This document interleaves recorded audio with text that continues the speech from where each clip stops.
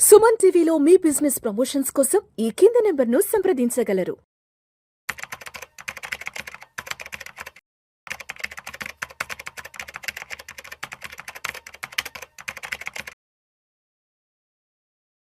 సల్మాన్ గారు నమస్తే sir.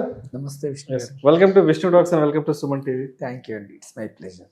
Sir, మీరు ఎప్పటి నుంచో ఇన్వెస్ట్మెంట్స్ ఈ మార్కెట్లో ఉన్నారు, ఈ సెగ్మెంట్లో ఉన్నారు కదా. సాధారణంగా ఇన్వెస్టర్లు అనేవాళ్ళు ఎటువంటి ఇన్వెస్ట్మెంట్ మిస్టేక్స్ చేయడం వల్ల ఈ వెల్త్ క్రియేషన్ అనేది సరిగా జరగదు, ఈ వెల్త్ క్రియేషన్ అనేది డిస్ట్రాయ్ అవుతుంది అంటారు అసలు? చూడండి విష్ణు గారు, కొన్ని మిస్టేక్స్ మనం మాట్లాడుకుందాం.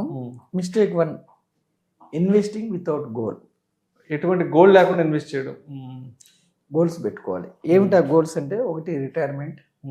యంగ్ 10 years కావచ్చు, 15 కావచ్చు, 20 కావచ్చు, రిటైర్మెంట్ ఉండాలి కదా. Kids, children education. అప్పుడు ఎడ్యుకేషన్ అప్పుడు మరి ఎడ్యుకేషన్ లోనో ఇంకోటి కాకుండా ఇప్పటి నుంచే ప్లాన్ చేసుకుంటే బాగుంటుంది కదా. హౌస్ మనకి డౌన్ పేమెంట్ లేకుండా హరీబరీగా కొనే బదులు ఒక రీజనబుల్గా ఇన్వెస్ట్ చేసుకుని ఒక 6 years, 7 years, 10 years మీరు ఒక డ్రీమ్ హౌస్కి ఎంత అవుతుంది, ఈరోజు ఎంత ఉంది, 10 years తర్వాత ఎంత అవుతుంది ప్లాన్ చేసుకొని చేసుకోవచ్చు. Financial freedom. ఫైనాన్షియల్ ఫ్రీడమ్ అంటే ఇప్పుడు చూడండి, సపోజ్ మీకు 1,00,000 రూపాయలు వస్తుంది అనుకో ఈరోజు, అంటే 50,000 కావచ్చు. మన వీడియో చూసే వాళ్ళు ఎవరైనా 50,000 వస్తుంది అనుకో శుభారుగా, వాళ్ళ సేవింగ్స్ అకౌంట్లోనో వాళ్ళ దగ్గర 2 లక్షలు ఉన్నాయి అనుకోండి, వాళ్ళకి 4 months ఫైనాన్షియల్ ఫ్రీడమ్ వచ్చినట్టు. సో వాళ్ళకి ఇప్పుడు ఎంతైతే వస్తుందో ఎవ్రీ మంత్ అంత క్యాష్ ఫ్లో వచ్చేలాగా జనరేట్ చేసుకోవాలి. అయితే ఎవ్రీ 10 yearsకి ఇది డబుల్ అవుతూ ఉంటుంది. సో 10 years తర్వాత ఇప్పుడు 50,000 వస్తుంటే 10 years తర్వాత వాళ్ళకి 1,00,000 కావాలి జీవించడం కోసం. సో 10 years తర్వాత 1,00,000 రూపాయలు వచ్చేంత ఫైనాన్షియల్ ఫ్రీడమ్ పొందాలి. ఫస్ట్ థింగ్ ఏంటంటే retirement, child education, house and financial freedom. అంటే గోల్స్ పెట్టుకొని ఇన్వెస్ట్ చేయాలి first.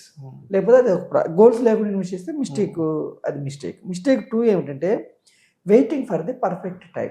Waiting for the perfect time అంటే మార్కెట్స్, అది స్టాక్ మార్కెట్స్ కావచ్చు, రియల్ ఎస్టేట్ మార్కెట్ అయినా పర్వాలేదు. మార్కెట్స్ ఏమిటంటే నోబడీ కెన్ ప్రిడిక్ట్ మార్కెట్స్లో. సో ఎవ్వరు కూడా మన యొక్క క్యాపిటల్ మార్కెట్స్ ఎప్పుడు డౌన్ అవుతాయి, ఎప్పుడు పెరిగితే ఎవరు చెప్పలేరు. సిస్టమేటిక్గా ఇన్వెస్ట్ చేసుకుంటూ వెళ్ళిపోవాలి. సో పర్ఫెక్ట్ టైం ఎవరు మనం చెప్పలేము మనం. సో మనము టైమింగ్ చేయలేము, కానీ టైం ఇవ్వాలి. టైం ఇస్తే మార్కెట్స్లో ఏంటంటే ఎప్పుడు కూడా లాంగ్ టర్మ్లో మీకు మార్కెట్స్ ముందుకు వెళ్తాయి. సో వెయిట్ చేయొద్దు, ఓకేనా. 3వది ఏంటంటే నో డైవర్సిఫికేషన్. అంటే మనకి ఆర్థిక సూత్రం ఏమిటంటే విష్ణు గారు, all eggs should not keep in one basket. ఎందుకంటే ఒక సంవత్సరం ఈక్విటీస్ పెరుగుతాయి, ఒక సంవత్సరం గోల్డ్ పెరుగుతుంది, డెట్ అంటే బాండ్స్ ఎప్పుడు పెరుగుతూనే ఉంటాయి, కానీ బాండ్స్లో తక్కువ వస్తుంది. కొన్నిసార్లు real estate, InvITs, REITs. So diversification అనేది ఇంపార్టెంట్. అలాగే మన ఇండియన్ స్టాక్ మార్కెట్ కాకుండా గ్లోబల్ మార్కెట్స్ కూడా. ఇప్పుడు మనం లాస్ట్ 2 years చూసాము, మన ఇండియన్ మార్కెట్స్ పెద్దగా పెరగలేదు, కానీ గ్లోబల్ మార్కెట్స్ అవుట్ పెర్ఫార్మ్ చేసాయి.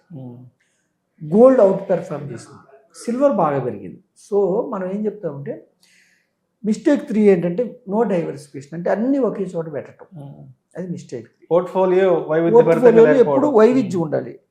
తర్వాత 4వ మిస్టేక్ ఏమంటే ఇగ్నోరింగ్ ఇన్ఫ్లేషన్. మనం ఇందాక చెప్పుకున్నాం కదా, ఈరోజు మీకు 50,000 అవసరం అయితే 10 years తర్వాత మీకు 1,00,000 రూపాయలు, 1,20,000 అవసరం ఉంటుంది. ఎందుకని? మీ డబ్బుని ఇన్ఫ్లేషన్ తినేస్తుంది, ద్రవ్యోల్బణం తినేస్తుంది, ధరల పెరుగుదల. మోడరేట్ ఇన్ఫ్లేషన్, ఒక 4 to 5, 6% ఇన్ఫ్లేషన్ మంచిదే, వ్యాపారస్తులకి గ్రోత్, ఎకానమీ గ్రోత్కి మంచిదే. సో దీనికి మనం కేవలం సేవింగ్స్లోనే పెట్టుకుంటే మీరు ఇన్ఫ్లేషన్ దాటి పెద్దగా రిటర్న్ జనరేట్ చేసుకోలేదు. సో ఇన్వెస్ట్మెంట్ వైపు. సో ఇన్ఫ్లేషన్ దృష్టిలో పెట్టుకొని ఎక్కడ ఇన్వెస్ట్ చేసుకోవాలో మీరు ప్లాన్ చేసుకోవాలి. సో ఇన్ఫ్లేషన్ మీరు ఇగ్నోర్ చేయకూడదు. తర్వాత investing with emotions, mistake 5. Emotions main ఏంటంటే మార్కెట్స్లో ఫియర్ అండ్ గ్రీడ్. ఫియర్ అంటే భయం, గ్రీడ్ అంటే దురాశ. ఇవి స్టాక్ మార్కెట్లో చాలా ప్రధాన పాత్ర పోషిస్తాయి. ఎందుకంటే పీపుల్ ఏం చేస్తారంటే పెరుగుతున్నప్పుడే ఇంకా పెరుగుతుంది అనుకుని ఇంకా పెరుగుతుంది. గ్రీడ్తో ఎంటర్ అవుతారు. ఎంటర్ అవుతారు. పడుతున్నప్పుడు ఎంత పడుతుందో అని ఫియర్తో అమ్మేస్తూ ఉంటారు. అంటే ఇక్కడ అదే మామూలు ఇక్కడ ఇన్వెస్టర్స్ యొక్క ఆలోచన రివర్సల్ గా ఉంటుంది ఇక్కడ. అయితే ఇక్కడ ఏమంటామంటే గోల్స్ పెట్టుకుంటే ఈ ఫియర్ ఈ పడేటప్పుడు మీరు బాధపడకూడదు. ఇప్పుడు గోల్స్ పెట్టుకొని రిటైర్మెంట్ కోసం ఇన్వెస్ట్ చేశారనుకోండి, మీకు రిటైర్మెంట్ 10 ఏళ్ళు 15 ఏళ్ళు ఉంది, 20 ఏళ్ళు ఉంది. షార్ట్ పీరియడ్లో మనకి డౌన్ అయినప్పుడు భయపడకూడదు. మీకు యాక్చువల్గా ఎవరైతే రెగ్యులర్గా ఇన్వెస్ట్ చేస్తున్నారో డౌన్ అయినప్పుడు you will get more stocks, more units. ఇది మీకు అడ్వాంటేజ్. ఇప్పుడు లాస్ట్ 2 years నుంచి ఎవరైతే ఇండియన్ మార్కెట్లో ఉన్నారో మ్యూచువల్ ఫండ్స్ ద్వారా ఇండెక్స్ ద్వారా ఉన్నారో వాళ్ళకి అడ్వాంటేజ్ ఇది. డిస్కౌంట్లో మీకు అన్నీ దొరికాయి, పెరిగినప్పుడు మీకు బెనిఫిట్ అవుతుంది. సో మనం ఏం చెబుతున్నాం అంటే ఫియర్ అండ్ గ్రీడ్ ఏంటంటే బాగా ఎమోషన్స్ని కంట్రోల్ చేసుకోవాలి. ఇంకొకటి ఏంటంటే నో ఎమర్జెన్సీ ఫండ్. మనం చెప్పాం కదా ఇందాకే, ఎమర్జెన్సీ ఫండ్ ఖచ్చితంగా ఉండాలి. ఎందుకు ఉండాలంటే ఒక 6 నెలలు ఉంటే మంచిది. ఎందుకు ఉండాలంటే విష్ణు గారు, మనం ఈక్విటీస్లో ఇన్వెస్ట్ చేస్తున్నాం ఇండియన్ మార్కెట్స్లో. సపోజ్ మనకి సడన్గా ఉద్యోగం పోయిందనుకోండి, మన లాస్ట్ 2 years లాగా కండిషన్ ఉందనుకోండి, డౌన్లో ఉందనుకోండి మన ఫండ్, మనకు తీయాలంటే మనసు ఒప్పదు. సో ఎమర్జెన్సీ ఫండ్ ఉంటే ఒక 6 months జాబ్ పోయినా ఏదైనా బిజినెస్లో కొంచెం ఇబ్బంది వచ్చినా ఈ డబ్బుల్ని మీరు వాడుకోవచ్చు. అంటే ఎమర్జెన్సీ ఫండ్ మెయింటైన్ చేయడం కూడా ఇన్వెస్ట్మెంట్స్లో ఒక ప్రాసెస్.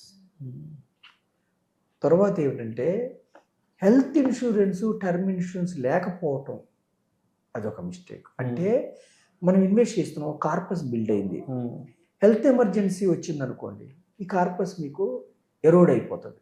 సో మీ యొక్క వెల్త్ని ప్రొటెక్ట్ చేసుకోవడం కూడా ఇంపార్టెంట్.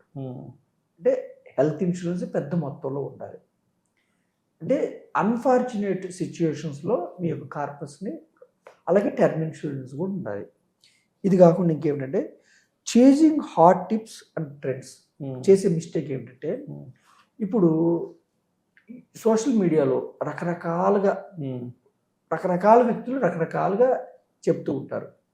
ఆ టిప్స్ ఫాలో అయ్యి మీరు ట్రేడింగ్ చేయటం కానీ, లేదంటే టిప్స్ ఫాలో అయ్యి పెన్నీ స్టాక్స్ కొనుక్కోవటం కానీ, మీకు పెన్నీ స్టాక్స్ కూడా ఒక్కోసారి పెరుగుతాయి. పెరిగినాయి కదా అని అందులో చిక్కుకున్నారు అనుకోండి, మళ్ళీ మీరు అమ్మకానికి పెట్టినప్పుడు కొనేవాడు ఉంటాడు. చిన్న చిన్న టిప్స్ విని ఫాలో అవ్వద్దు మీరు. అంటే మీరు ఇన్వెస్ట్ చేయాలనుకుంటే ఎస్పెషల్లీ స్టాక్స్ అనుకోండి, మీ ఓన్ రీసెర్చ్ ఉండాలి. అయితే మనం చెప్పేది ఏమిటంటే ఓన్ రీసెర్చ్ అంత ఈజీ కాదు. 5,000 స్టాక్స్లో ఏ స్టాక్స్ పట్టుకోవాలనేది అంత ఈజీ కాదు. సో మనం ఏం చెప్తున్నామంటే ప్రజలకి గంపగుత్తగా స్టాక్స్, సెన్సెక్స్ కావచ్చు, నిఫ్టీ కావచ్చు, నిఫ్టీ నెక్స్ట్ 50 కావచ్చు, మిడ్ క్యాప్ ఇండెక్స్ కావచ్చు, నిఫ్టీ స్మాల్ క్యాప్ ఇండెక్స్ కావచ్చు, లేదు ఇండెక్స్ని బ్రాడర్గా బెంచ్ మార్క్ కింద తీసుకున్న ఈక్విటీ మ్యూచువల్ ఫండ్స్ కావచ్చు. ఇలా తీసుకుంటే కామన్ మ్యాన్ నష్టపోవడానికి అవకాశాలు తక్కువ. తర్వాత ఏంటి, ఇన్వెస్టింగ్ వితౌట్ రివ్యూయింగ్ యువర్ పోర్ట్ఫోలియోని రివ్యూ చేసుకుంటూ ఉండాలి ఎప్పటికప్పుడు. అంటే ఒక 2-3 ఎస్పెషల్లీ మ్యూచువల్ ఫండ్స్ అయితే 2-3 yearsకి ఒకసారి రివ్యూ చేసుకుంటూ ఉండాలి. ఇవన్నీ మనకి ఈ మిస్టేక్స్ని అవాయిడ్ చేయాలి.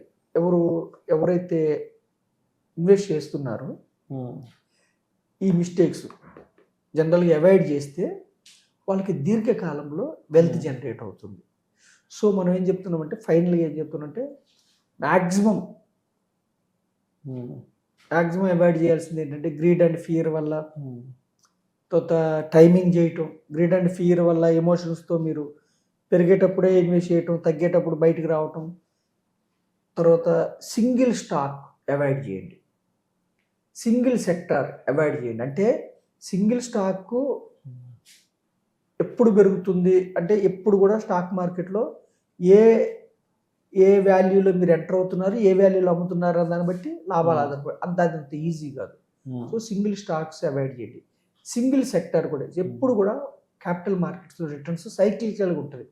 కొన్ని సందర్భాల్లో ఐటీ ఇస్తుంది, కొన్ని సందర్భాల్లో క్యాపిటల్ గూడ్స్ ఇస్తుంది, కొన్ని సందర్భాల్లో ఇన్ఫ్రా ఇస్తుంది, కొన్ని సందర్భాల్లో బ్యాంకింగ్ అండ్ ఫైనాన్స్, అంటే రకరకాలుగా మారుతూ ఉంటాయి.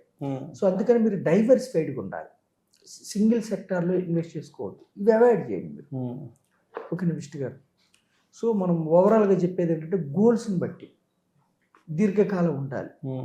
ఒక ఒక ఆర్ఐఏ రిజిస్టర్డ్ ఇన్వెస్ట్మెంట్ అడ్వైజర్ కానీ ఫైనాన్షియల్ అడ్వైజర్ కానీ ఒక డిస్ట్రిబ్యూటర్ ద్వారా కానీ వెళ్ళొచ్చు, ఇబ్బంది ఏం లేదు. లేదు కొంచెం ఎక్స్పెన్స్ రేషియో ఉంటుంది వాళ్ళకి అనుకుంటే మీరు డైరెక్ట్ కూడా వెళ్ళొచ్చు. కానీ గుడ్డిగా టిప్స్ విని ఫాలో అవ్వకుండా మీరు రీసెర్చ్ చేసుకుని జాగ్రత్తగా కొన్ని అవాయిడ్ చేస్తూ కొన్ని మిస్టేక్స్ ముందుకెళ్ళాలి. Right sir. అప్పుడు మీకు వెల్త్ జనరేట్ అయ్యే అవకాశం మన ఇండియన్ క్యాపిటల్ మార్కెట్స్లో కానీ బాండ్స్లో కానీ గోల్డ్లో కానీ డైవర్సిఫికేషన్ చేసుకుంటే దీర్ఘకాలంలో హ్యాపీగా సెటిల్ అవ్వచ్చు. Thank you so much Salman గారు. ఎటువంటి తప్పులు చేయడం వల్ల మన వెల్త్ అనేది డిస్ట్రాయ్ అవుతుంది, అటువంటి తప్పుల్ని మనం ఏ విధంగా అధిగమించి ముందుకు వెళ్ళగలిగితే ఒక సంపద సృష్టి చేసుకోగలం అన్న దాని గురించి చాలా చక్కగా మీ స్టైల్లో చెప్పారు. Thank you so much sir. Thank you Vishnu గారు.